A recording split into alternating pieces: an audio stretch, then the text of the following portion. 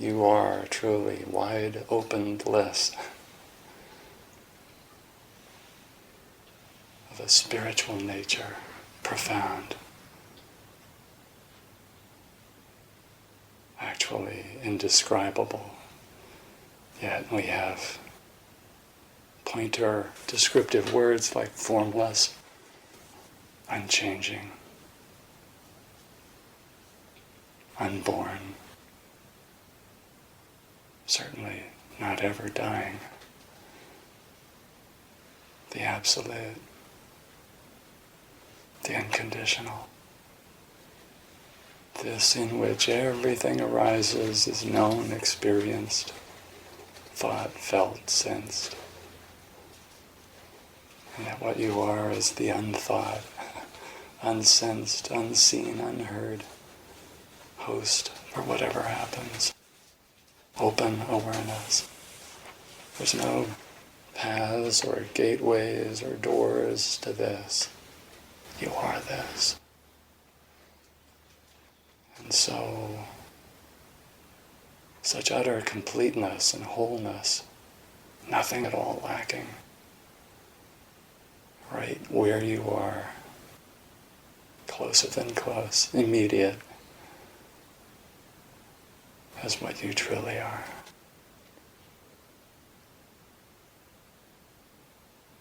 God, the divine, is not a that or an it, an entity or process or state, elsewhere or else when. Now, here. The very power by which you blink an eye, feel a feeling, host the thought processes, language, and so forth.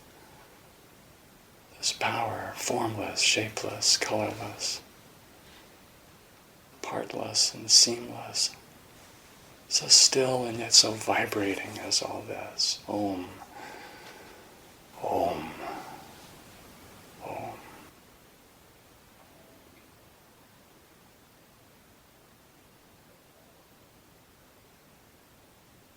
The sages stop this whole thing of spiritual seeking.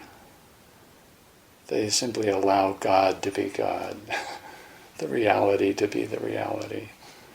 And I say they allow, guess who helps them allow it? Reality.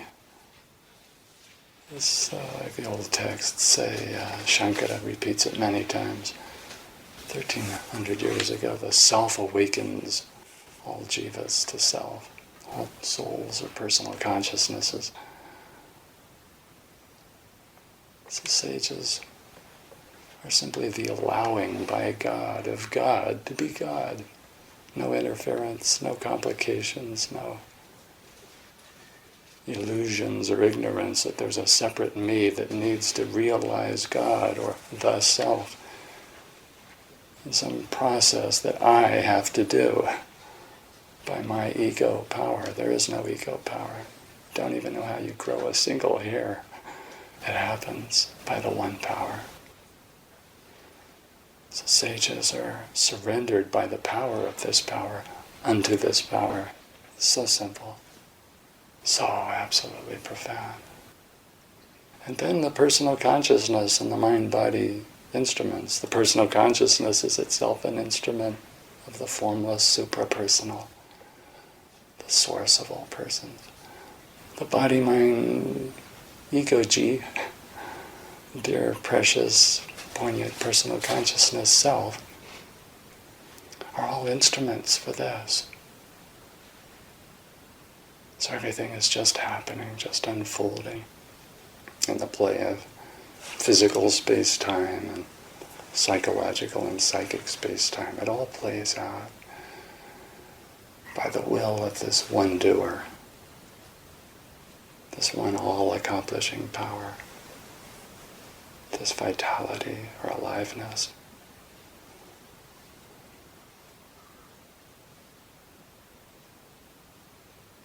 And guess what? Eventually it turns all these bodies into corpses, ash or soil food.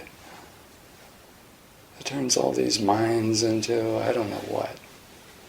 Just instruments of pure divine streaming, radiating.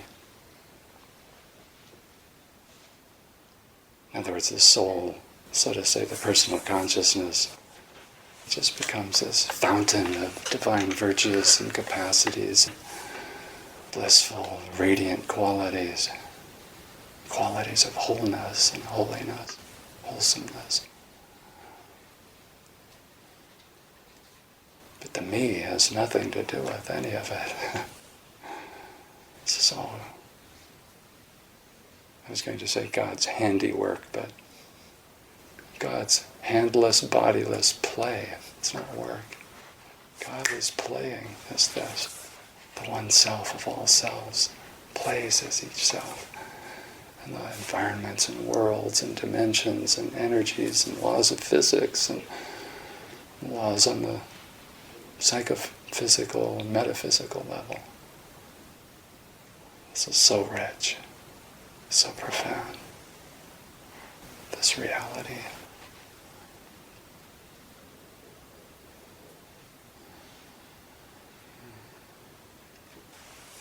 Who else would like to share about this or ask anything or let heart humor joke about anything? This is one big, good cheer, splendid marvel. It's more profound than any of the comic books turned into $100 million budget Hollywood films. Spectacular play, formlessness forming. A super-personal personing as each person. Yes, Carol, share.